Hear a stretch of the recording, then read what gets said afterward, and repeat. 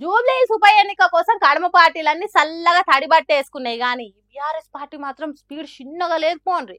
ఈడికే కేటీఆర్ హరీష్ రావులు వాళ్ళ స్టైల్ ప్రచారాలు షురూ చేశారు.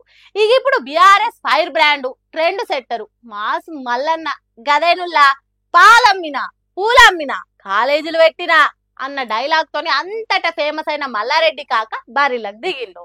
జూబ్లీహిల్స్ నియోజకవర్గంలో ఇంటింటికి తిరిగి కాంగ్రెస్ బాకీ కార్డులు వంచిండు మల్లారెడ్డి. పనే పబ్లిక్ ని కూడా మంచిగా చేసుకోవాలనే పనిలా అగు మల్లన్న చూడుండ్రి. ఆయన వస్తుండని గేట్ కాడ పిల్లగాన్ని ఎత్తుకోనున్న అయ్య సంకలకెళ్ళి తీసుకొని భుజాల మీద ఎత్తుకొని ఆడిచ్చిండు.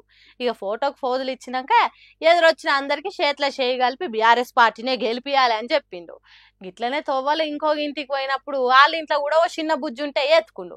ఆ బుడ్డది పాపం అంతమందిని చూడంగానే ఒక్కడే పరి కీసు మనకి ఈ కలవెట్టుకుంటే ఎడవబట్టింది. అయినా సరే మల్లన్న ఆ బుజ్జిని బురదగిచ్చి ఊకోబెట్టిండు. సింగిల్ హ్యాండ్ తోని అంత పెద్ద సామ్రాజ్యాన్ని హ్యాండిల్ చేస్తుండు.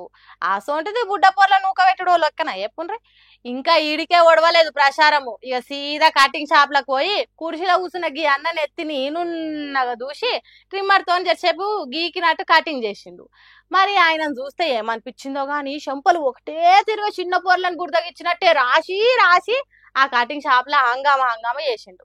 ఇట్లా జూబ్లీహిల్స్ ఉప ఎన్నికల కోసం ఇంటింటికి వాడవాడకు తిరిగి మామూలు ప్రచారం కాకుండా సందడిగా జోరుదారుగా ప్రచారం చేసిండు మల్లారెడ్డి.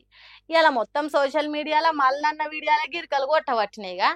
మరి ఉప ఎన్నికల కోసం గింత స్పీడ్ పెంచిన బీఆర్ఎస్ పార్టీ ఎంత దాకా సక్సెస్ అవుతుందో, కడమ పార్టీలు ఎప్పుడు ముహూర్తం పెడతాయి అనేది ముందే చూడాలి.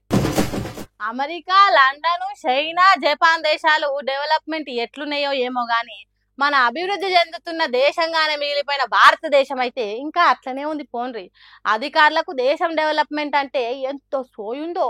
ఇక మన హైదరాబాద్ రోడ్లు చాలు డెవలప్మెంట్ ఎంత చక్కగా ఉందో చెప్పనికే. ఇగో ఒక్కసారి ఈ పెంట కుప్ప రోడ్డును చూస్తే మీకే తెలుస్తుంది.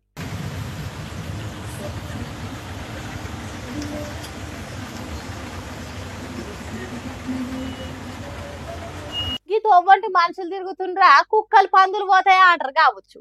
ఈ రోడ్డు ఎట్లా తయారైందో చూడండి. ఒక పక్క మురికి డ్రైనేజ్ నీళ్లు అందులోనే వాన నీళ్లు పొంగుతున్నట్టుంది. ఇంకో పక్కనేమో ఎంత వడేయొద్దన్నా గానీ తడి చెత్త పొడి చెత్త అంతా కలిపి రోడ్ల మీదనే వాడేస్తున్నారు. డంపింగ్ యార్డ్ కంటే దారుణంగా తయారైంది. అవు కుక్కలు పందులు ఇష్టానుసారంగా తిరుగుతున్నాయి.